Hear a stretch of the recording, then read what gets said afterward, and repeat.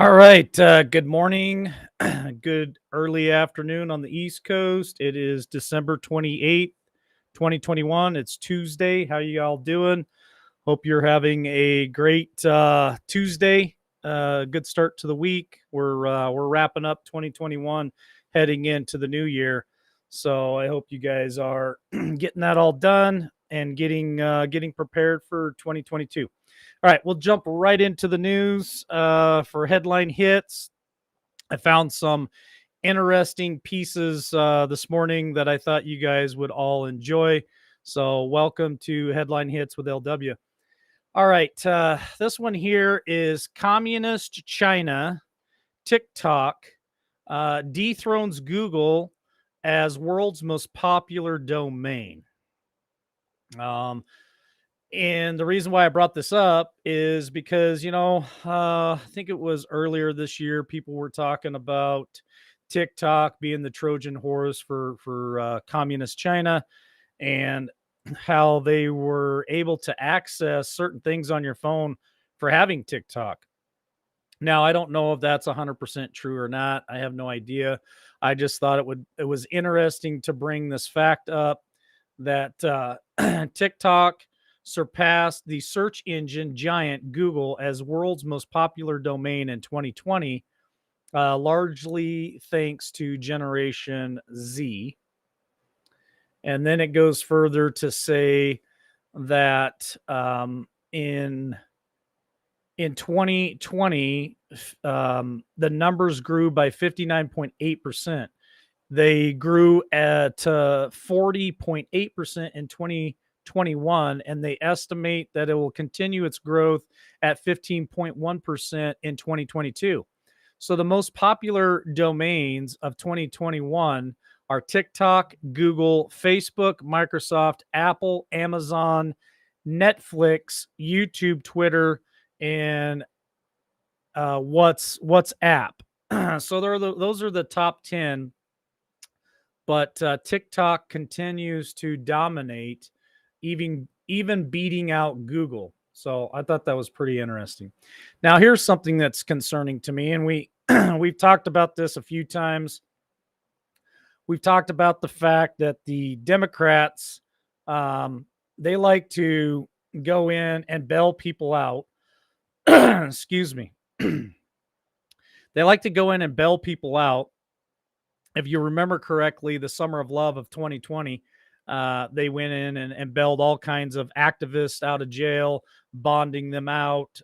They would get caught throwing bricks or whatever. They'd bail them out of jail. But this one is even more concerning to me because this takes it to a whole nother level. 150 plus killed by suspects on bond in Harris County, Texas. So for those of you who are listening to us out of Texas right now, this should be very concerning to you. A report by Houston's Fox 26 claims over 150 people have been killed by suspects whom Democrat judges have released on bond in Harris County, Texas.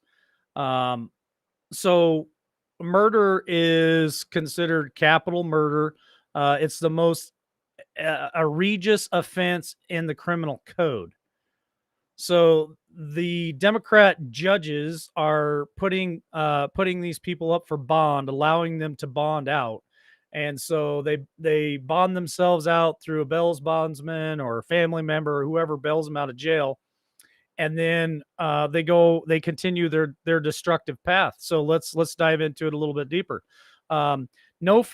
Fewer than 113 defendants charged with capital murder have been granted bond and released back onto our streets pending trial. They also found that 107 capital murder charges filed in Harris County between September of 2016 to September of 2021, they found that 28%, 113 out of that 407, which is 28% of those suspects were released on bond.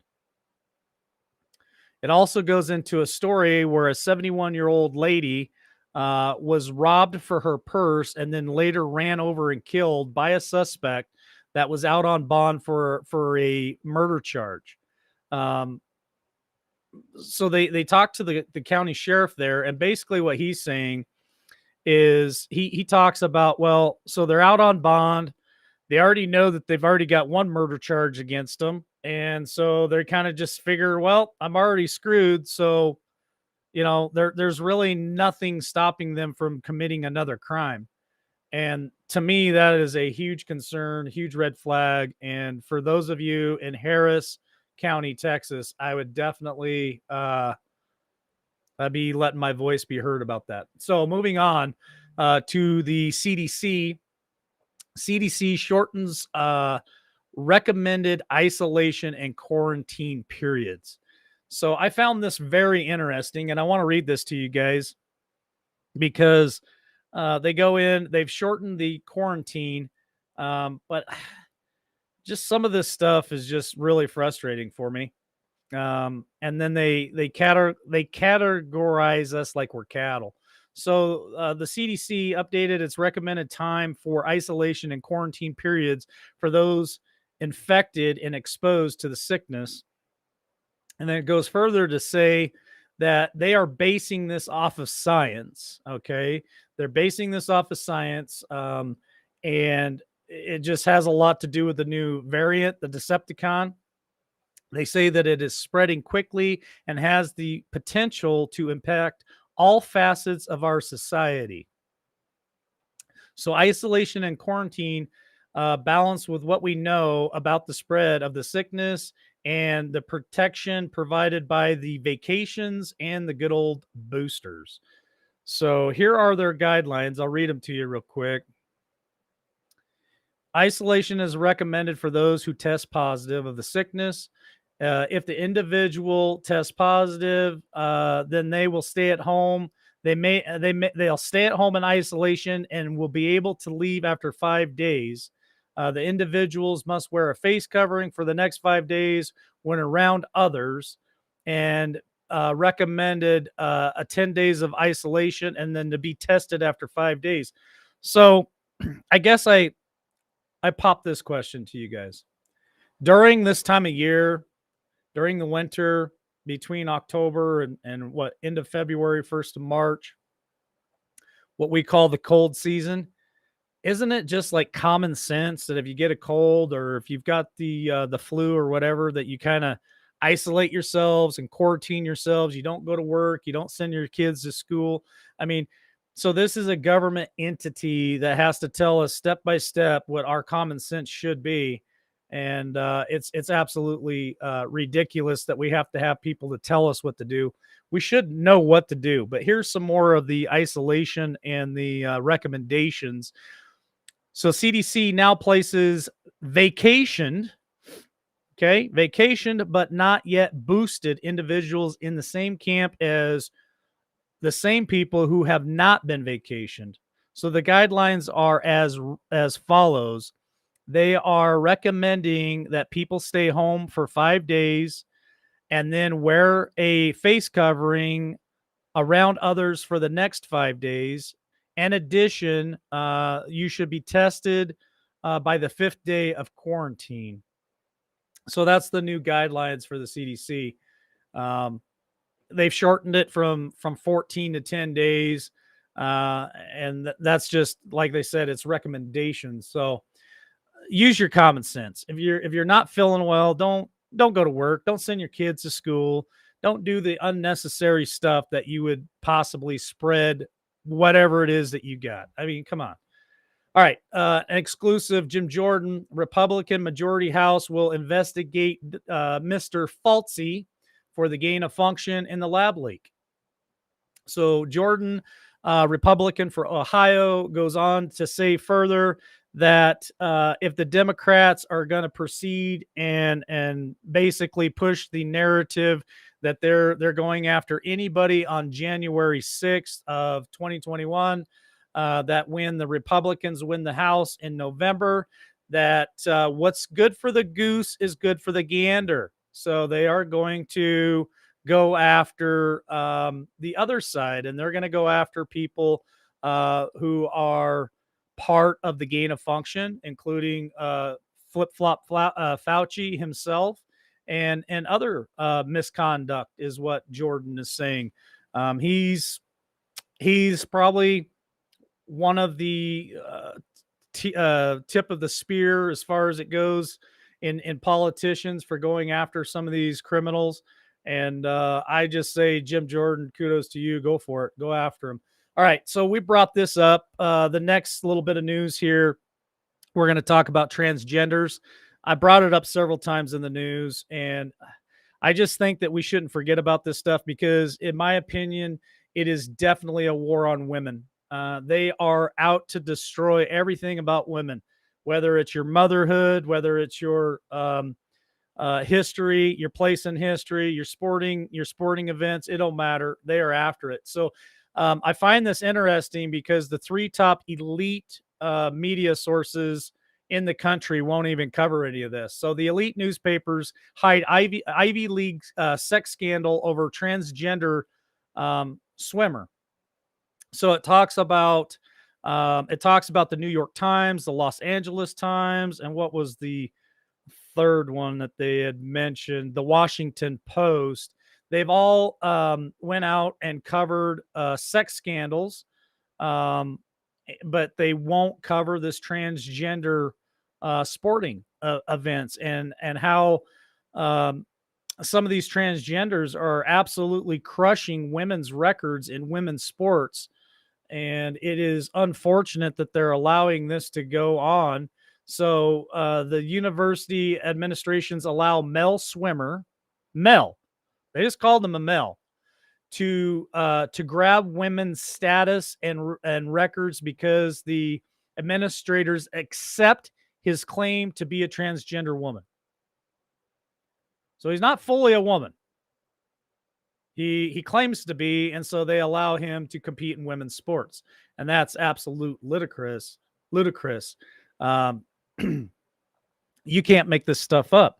They are destroying women's sports, and some people will say, "Well, why don't we, Mike? Why don't we just have a league for transgenders?" Really?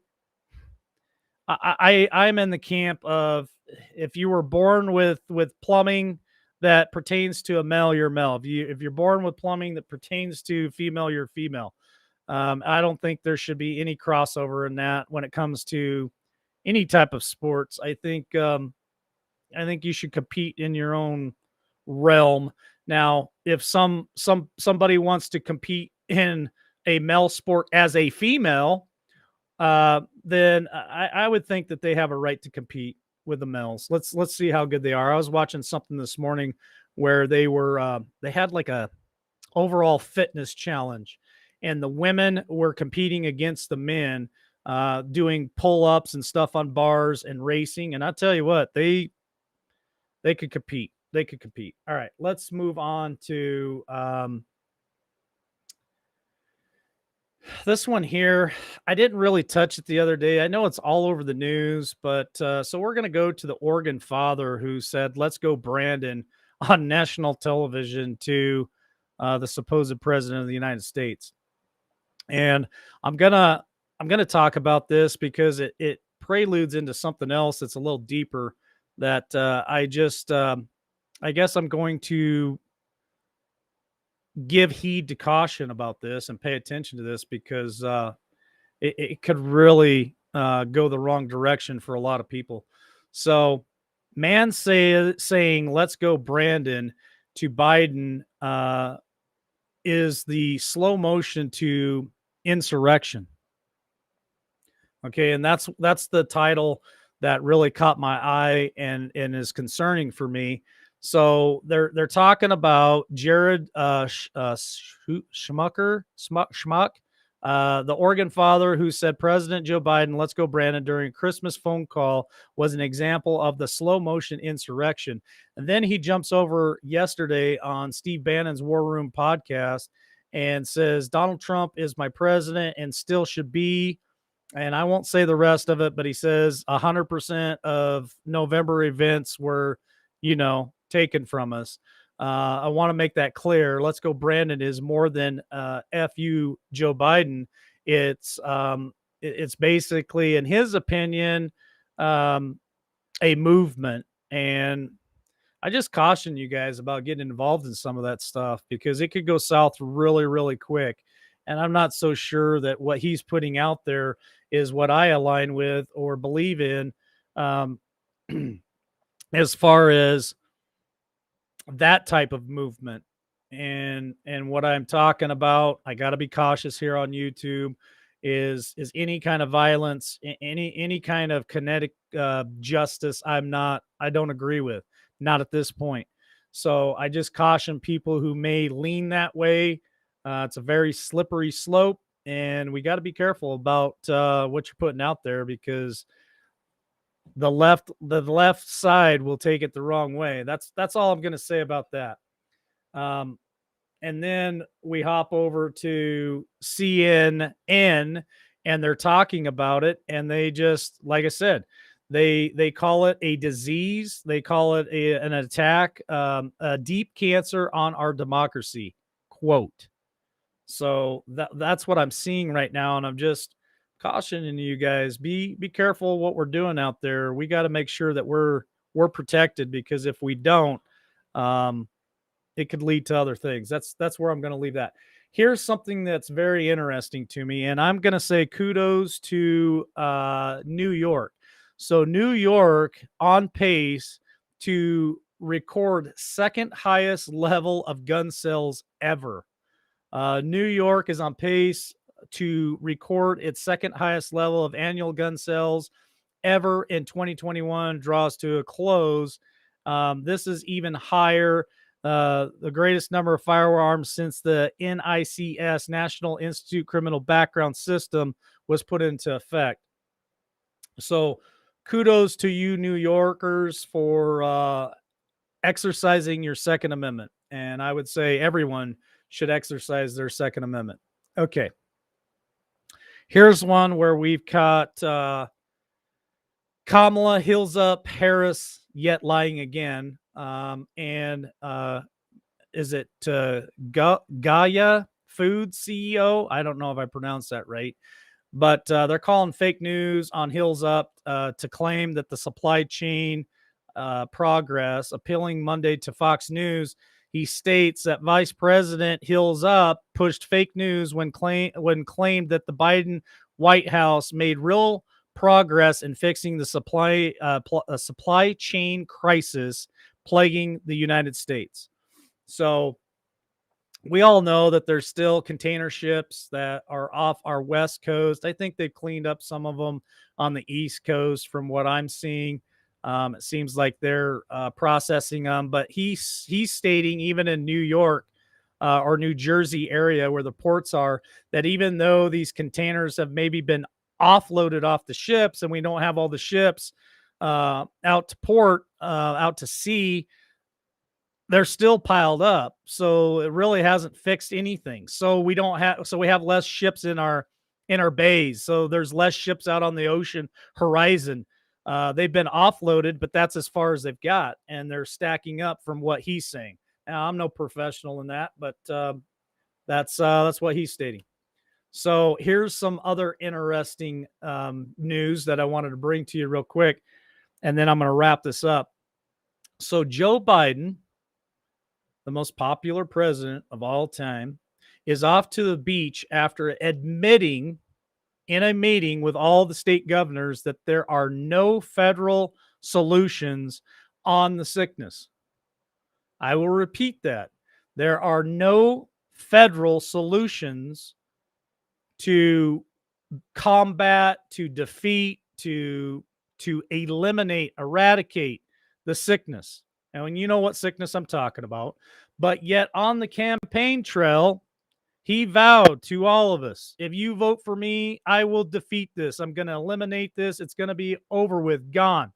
Well, he's caught making statements in this Monday meeting, or maybe it was late last week, with all of the governors, telling the governors, it's on you. This battle needs to go to the state level. And the governors were concerned because they said, well, President, you are gobbling up all these new tests, which leaves us kind of hanging out there by a thread, and we don't have the opportunity to purchase this like the federal level does. And he says, "Oh, that's basically your problem." So he's off to the beach on vacation again while we are still battling this nonstop. Every day we got to listen to flip flop Fauci and hear the bullshit coming out of his mouth. So let's move over to China. And I know some people were saying that I was putting out false information, but that's all right because here it is in your face yet again. China mocks Joe Biden for no federal solution to the pandemic. Did election promises mean anything? Now, this is coming from China. All right. So their propaganda newspaper mocked Joe Biden for abandoning his campaign promise to end Chinese sickness pandemic instead of declaring a war on it. No federal solution to the problem exists is in quote is what he said, Joe Biden. And so they go further to make fun of not only Joe Biden, but they make fun of us too. Did American politicians promise during the U.S. presidential election mean anything at all? This comes from China, concluding, which I was called out on the other day, concluding that Biden's failure as a president proves America's democracy as a political system is dubious. Okay, so when the word dubious popped up, I'm like, what does dubious mean? So I looked up the definition for you guys. It did the work for you. Unsettled in opinion, doubtful, giving rise to uncertainty such as a doubtful promise or outcome, questionable or suspect as to true nature or quality. That's what they are saying about our democracy, which we all know that we're supposed to be a republic, right? But that is basically China slapping us in the face saying, you guys are in some serious trouble. That's where I'm going to leave that today.